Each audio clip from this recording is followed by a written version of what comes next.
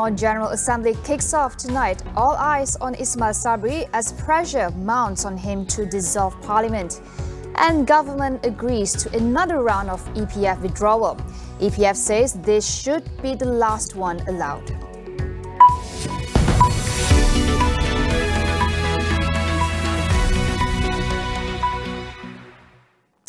Fresh from two successful state elections, UMNO delegates gather for their party's General Assembly, which starts this evening. Party leadership will likely push Prime Minister Datuk Seri Ismail Sabri Yaakob to dissolve parliament and call for a general election as soon as possible. But just how far will they go?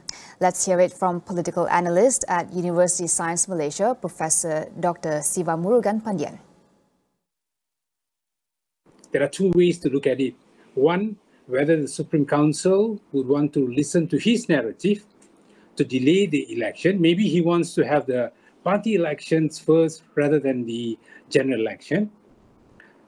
And second, whether the delegates will pass a resolution forcing him, pressuring him to have the GE now. Siva Murugan said that it would be a challenge for Sabri not to succumb to internal pressure to dissolve parliament following the outcome of the Johor elections, which would likely unify various factions within UMNO to demand an early GE15. The best way, he said, is for the Prime Minister to first gain support from the Supreme Council. We are looking at how his position is at the third ranking of the hierarchy in the party. It's not the president, it's not the deputy president, he's the first vice president to be a prime minister. And in UMNO, we must look at the solid presidential institution, which has the backup of the Supreme Council, who always support the Supreme Council, and whatever decision made in Supreme Council normally will become a resolution. So if we can convince the Supreme Council first, before going to the Assembly to convince the delegates, then I think he's safe. But if you can't have the support from Supreme Council, then it's difficult. Because normally the delegates would want to listen to the presidential institution on deciding what kind of resolution should be passed. And if it is passed, I do not know whether he's able to still stick to his Putrajaya's decision and trying to avoid the PWTC's voice. If he avoids PWTC's decision, then I think the party will still pressure him, and party may look at different mechanism to get the election held soon. Sabri, as the Prime Minister, has the discretionary power to decide when to call for elections. But as UMNO Vice President, he is answerable to President Datuk Seri Ahmad Zahid Hamidi, who together with Datuk Seri Najib Razak have been pushing for a general election to be held by this year. Sabri has signed a pact with the Pakatan Harapan bloc to not call for national elections before July 31st. The government will allow another withdrawal from EPF of up to 10,000 ringgit, the fourth special withdrawal scheme since 2020. Prime Minister Datuk Seri Ismail Sabri Yaakob said the decision was made as many people were still struggling from the effects of the pandemic. Applications for the withdrawal will start on April 1st, with payouts to start from April 20th. There has been growing calls for Putrajaya to allow EPF withdrawals for those struggling to make ends meet. But Finance Minister Tengku Datuk Seri Zafrul Tengku Abdul Aziz just 2 days ago warned that EPF would have to sell more of its overseas assets if the government allowed another one-off withdrawal. He said a withdrawal of up to 10,000 ringgit for 6.3 million eligible members will add up to a total of 63 billion ringgit. And will require the EPF to rebalance its portfolio to accommodate the withdrawal, which would likely drive the total impact beyond 63 billion ringgit. EPF members have previously been given access up to 71,000 ringgit from their retirement funds through 3 special withdrawal programs, which came up to total 101 billion ringgit. The Prime Minister said this was a difficult decision to make, but the move was a middle ground in balancing between the urgent needs of today and future savings. According to EPF, as at end of December 2021, some 6.1 million members, or 40% of its total membership, have less than 10,000 ringgit in their accounts, of which 3.6 million have less than 1,000 ringgit. The Finance Ministry said the EPF will make an announcement on the details for the latest withdrawal in the near future, and it will also announce measures needed to overcome the issue of depleting savings of EPF contributors. The government has decided to stick with the single wholesale network model operated by Digital Nasional Berhad (DNB) for the 5G rollout in Malaysia, rejecting telcos' recommendations for a second network. However, the government will offer up to 70% equity stake in DNB to telcos. The government will retain 30% equity stake in DNB, wholly owned by the Ministry of Finance. Its Minister Tengku Datuk Seri Zafrul Tengku Abdul Aziz, in making the announcement, said DNB would be regulated by the Multimedia and Communications Ministry, and the Finance Ministry would monitor it on governance as a shareholder. Ericsson was selected to develop Malaysia's 5G network infrastructure with a single wholesale network model by DNB. Zafrul added that DNB was projected to keep the current wholesale price of 5G at less than 20 cents per gigabyte. Late last year, all four major telcos in Malaysia recommended that an additional 5G network run parallel with DNB. Datuk Seri Najib Tun Razak has failed again to introduce additional evidence in his 42 million ringgit SRC International Corruption Appeal. A 5-person federal court bench led by Chief Justice Tengku Maimun Tuan Mat unanimously dismissed his application to adduce alleged fresh evidence such as banking information pertaining to the family of former Bank Negara Governor Tan Sri Zeti Akhtar Aziz. The other judges presiding on the bench were Court of Appeal President Tan Sri Rohana Yusof, Chief Judge of Malaya Tan Sri Azhar Muhammad, Chief Judge of Sabah and Sarawak Tan Sri Abang Iskandar Abang Hashim, and Federal Court Judge Datuk Sri Muhammad Zawawi Saleh. In her decision, Justice Tengku Maimun said the application to adduce additional evidence did not fulfill the requirements of the law. She said that the judges were satisfied with the Court of Appeal's decision in dismissing the application. The retail price of RON 97 petrol continues to rise and will hit 4 ringgit per litre tomorrow, up by 25 cents from last week.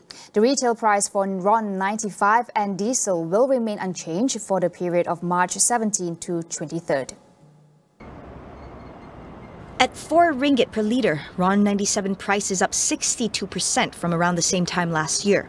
The Finance Ministry in a statement said to protect consumers from global oil price increases, the government will maintain the ceiling price of RON 95 at 2 ringgit and 5 cents per litre and diesel at 2 ringgit and 15 cents per litre, even though the market price for RON 95 and diesel has increased beyond the current ceiling price. Last week, Finance Minister Tengku Datuk Seri Zafrul Tengku Abdul Aziz said the actual average cost of RON 97 petrol for March was estimated at 3 ringgit and 70 cents per litre, and that the government was subsidizing as much as 45%. The government estimates that 28 billion ringgit will be spent on fuel subsidies, up from 11 billion ringgit in 2021 if oil prices don't fall below $100 per barrel. Therefore, a targeted subsidy scheme will be implemented in the future. We'll go for a quick break. Stay with us.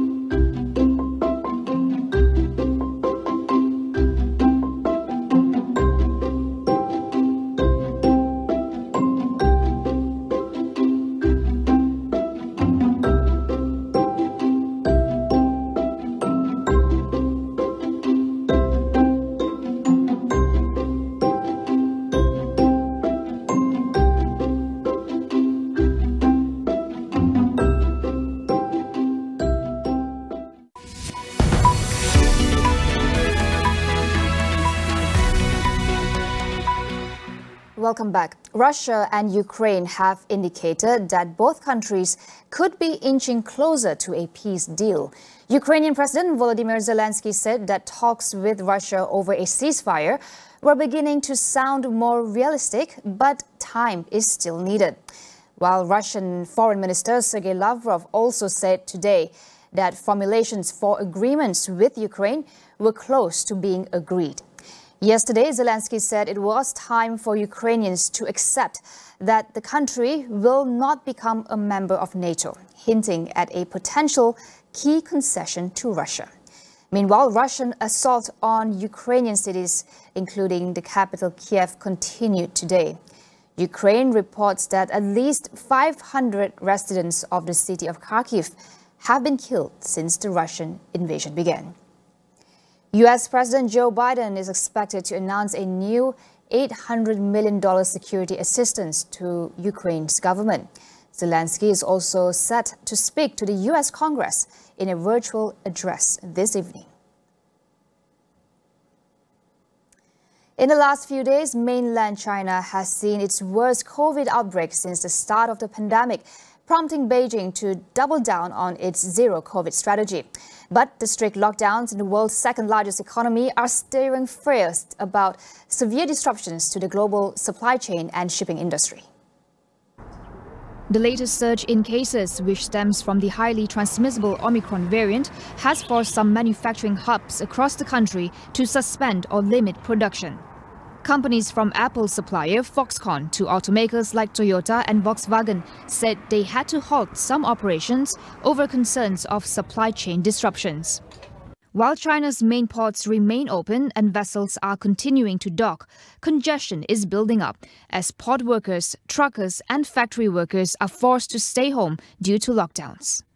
China reported 1,860 new symptomatic COVID cases on Tuesday, falling by nearly half compared to a day earlier. Hong Kong will close most of the city's beaches after photos of residents enjoying sun and surf without their mask on sparked outrage in mainland China. Hong Kong leader Carrie Lam said authorities will begin taping off the beaches on Thursday. The announcement comes on the heels of anger from Chinese social media users who have blamed the spread of COVID-19 in the mainland on Hong Kong's sluggish COVID response. The city, which recorded nearly 750,000 cases in less than 3 months, has not gone into a full lockdown. But tens of millions in mainland China were abruptly placed under stay-at-home orders this week due to a surge in cases. Shenzhen, with a population of 17 million, was locked down on Monday after an Omicron flare-up in factories and neighborhoods linked to Hong Kong. New Zealand will open its border for some visitors earlier than previously forecast, hoping an influx of tourists will boost the economy.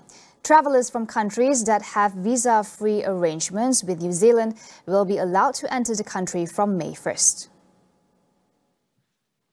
Vaccinated Australians, meanwhile, can travel to New Zealand from April 12th. The border was not expected to fully reopen until October under the current plan, but Prime Minister Jacinda Ardern said this could be brought forward. All visitors must be vaccinated and provide a negative COVID-19 test before departure and would be tested on arrival and then on their 6th day in New Zealand. As Johor tries to devise its post-pandemic recovery, it will have to look at its youth base, their skills and aspirations for what can be done. Tonight on Consider This, Chirag Kutan speaks to our guest about the challenges facing the state's youth. That's coming up right after AWANI Tonight. And that is all we have for you on AWANI Tonight. Get the latest news updates on astroawani.com, or you can get them from the Astro AWANI app. I'm Cynthia Ng. Thank you for watching.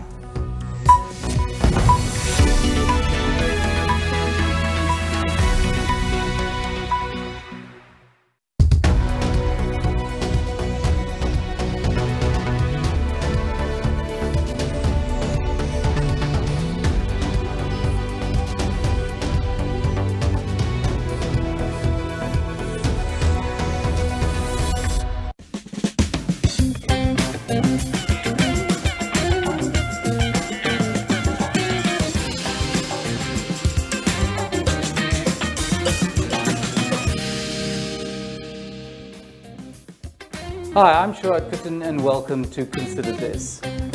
Today I'm going to be speaking to Shahril Sabaruddin. He's Senior Fellow at think tank Bait Al-Amanah. We're in Johor and going to be talking specifically about constructing policy for young people in the state of Johor. Shahril, very interesting that almost all parties, there's a consensus that young people are important to them as a voter base, but also that in some sense, all the issues of economic recovery, sustainability has to target this particular demographic, right? It is the future, as it were. So, but before we get into that, I'd like to ask you a little bit about Bait Al-Amanah itself as a think tank and what its orientation for people who are not familiar with the think tank. Could you tell us a little bit about it? Hi, Sharad. Thank you so much. Okay, so Bait Al-Amanah, we started institutionalizing in 2014 during the time when Datuk Sri Khalid Nordin was the Chief Minister of Johor. Primarily to serve the interest of the state in terms of developing policies for the state, in terms of deriving the right mechanism for political communication, for government effectiveness and stuff like that. So we worked right at the center of government to deliver these kind of aspirations from the government aspect down to the people. Of course, after PRU 14, we started to branch out a little bit to do some of the things with some other stakeholders, but our primary interest is still in policy development. So one of our core specific focus is on democracy itself. So if you notice, our name are sometimes being quoted together with Bersih, also with ideas in some of their statements, primarily advocating a better Malaysia in terms of democratic attainment, like the need for recall elections, the need for better representation in terms of redelineations, better political reform and stuff like that. Some of these are agendas that we kindly, closely pursue to push the agenda moving forward. And we see things are pretty, moving slowly but surely in the right way. That what we can see evidently in the Johor state election, every political party really latches on to political reform this time around. Partly it's because of this, to kind of allude to this particular group of people who are very much idealistic, but now has that power on the stroke of their pen. Right. So that's interesting because often, issues of political reform were associated with the more liberal end of the